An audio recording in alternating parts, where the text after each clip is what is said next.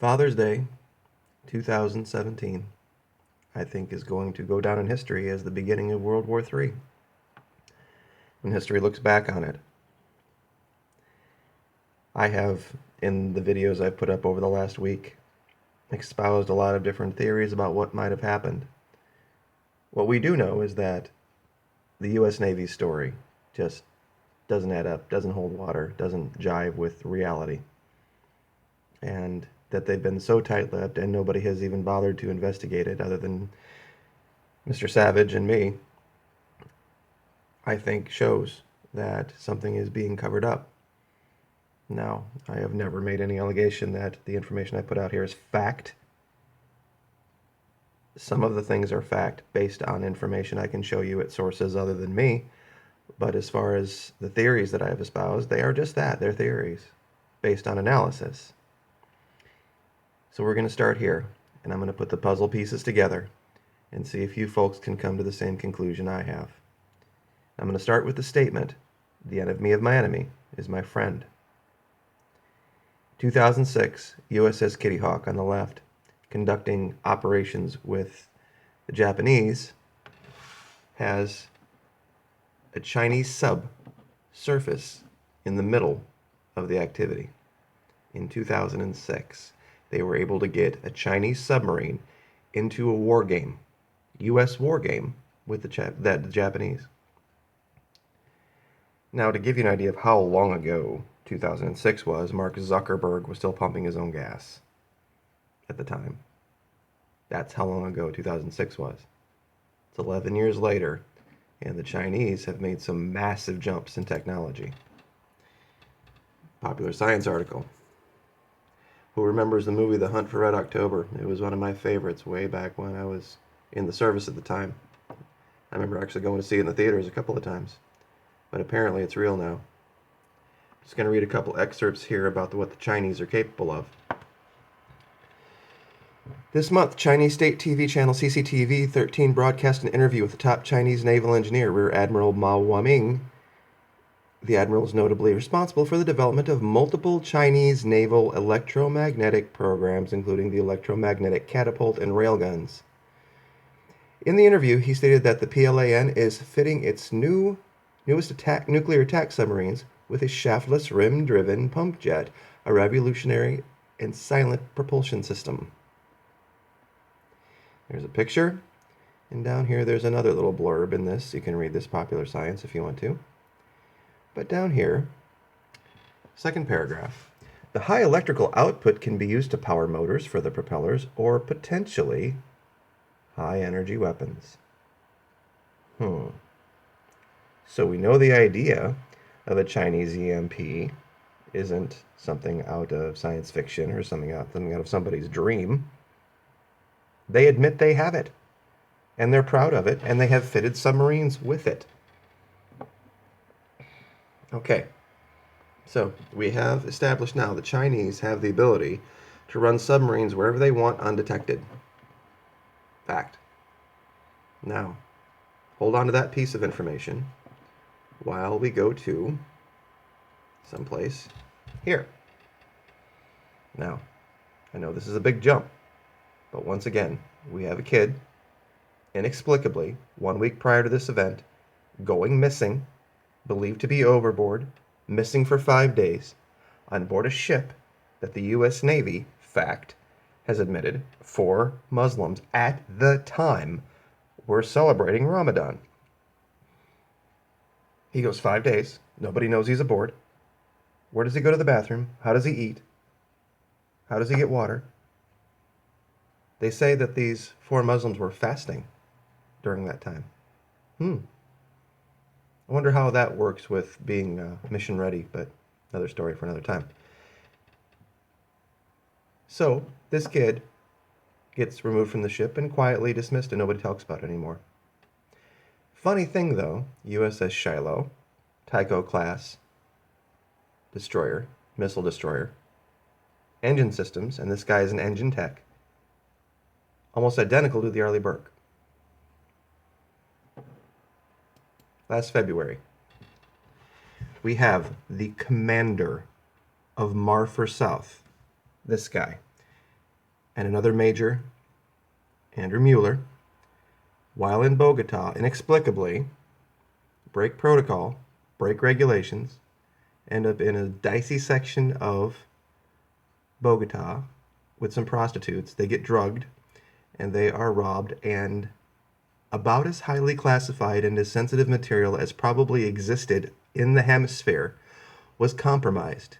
A Pentagon issued iPad, iPhone, and laptop all were taken from the scene, along with this man's personal phone and tablet and cash.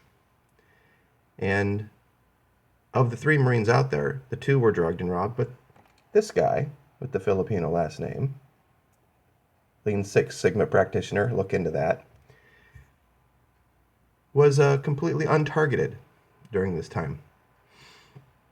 Now, to give you folks an idea of how big a deal this is, he's the commander of Marfor South. If you think Hillary Clinton had classified information and access to classified information on her email server, this guy probably had communiques from the Pentagon. He had plans for troop movements, ship movements, the strategy, names, phone numbers, and personal addresses of other high-ranking Marine and Navy officials, all throughout the command, all compromised in February. In March, the ship that was hit, the USS Fitzgerald, was in Subic Bay in the Philippines with Philippine civilians on board. Now, we've put all that together. In the Philippines, ISIS is operating. We know this. That's a fact.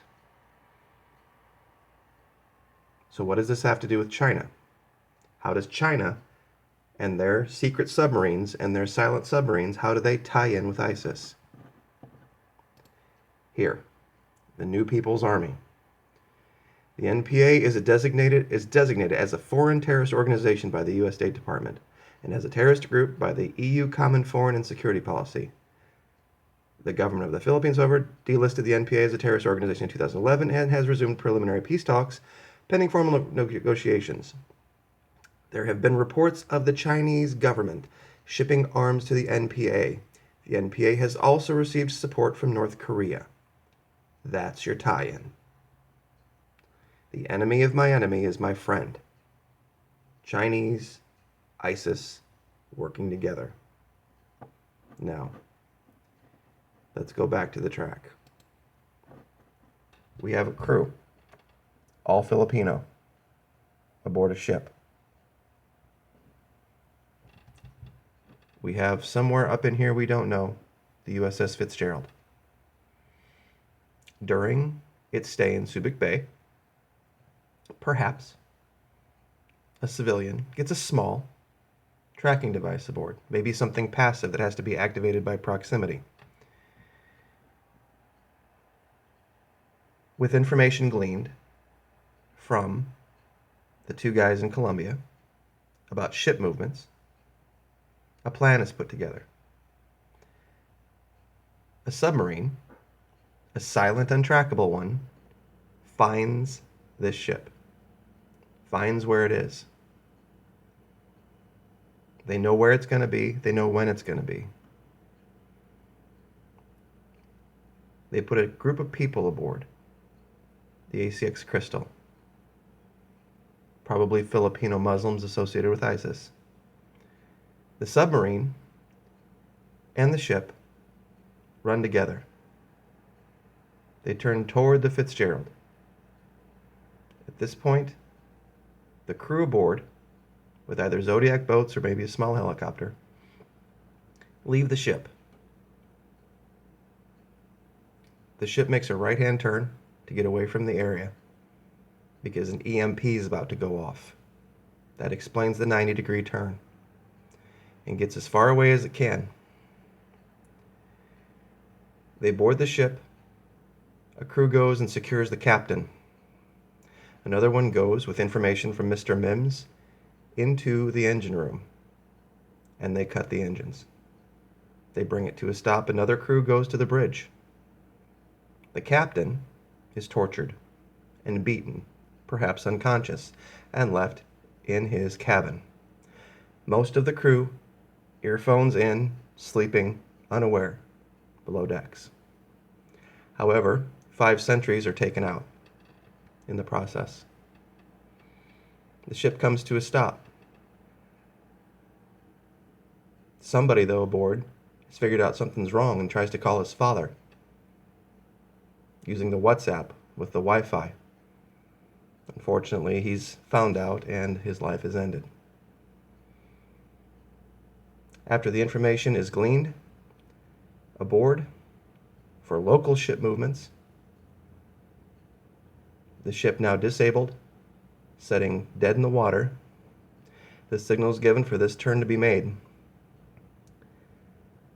The submarine uses its EMP weapon and disables all communications aboard the ship. The ISIS crew is removed by the submarine. The submarine moves off. The ship now dead in the water, no functioning engines, the captain unconscious and injured in his cabin. The crew is scrambling to figure out how to get communications and power back up. Then they're slammed into by this cargo container. The captain, injuries attributed to the impact, is thrown almost out of the ship. Now water's coming into the ship. The crew has a new problem. Now they have to secure the ship from sinking. At 2:25, the crew, the Filipino crew of the ship, calls in an accident, says it just happened at 2:20, and then moves off. The ship is saved. The ship doesn't sink. That was the plan. That's how this terrorist attack actually failed. Even the 9/11 terrorists probably didn't plan on crashing into that field in Pennsylvania. So not all terrorist attacks go off without a hitch.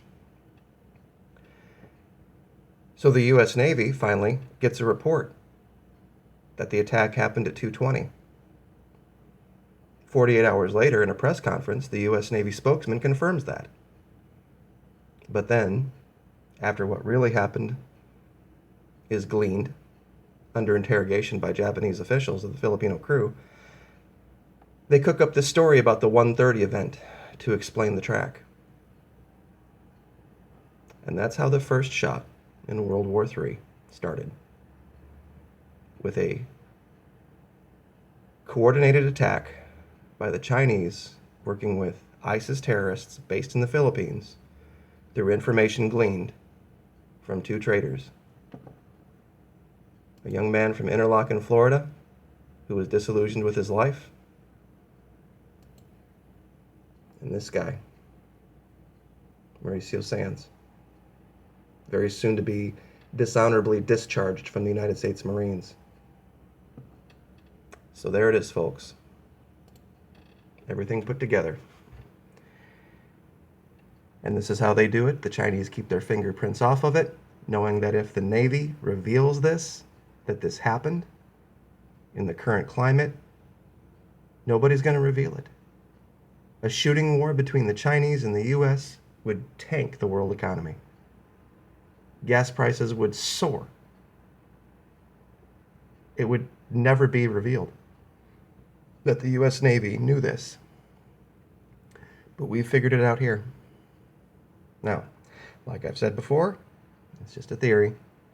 Just a guy in Florida putting the pieces together about why the U.S. Navy believes it's possible that a container ship could just oaf its way into the side of one of our destroyers.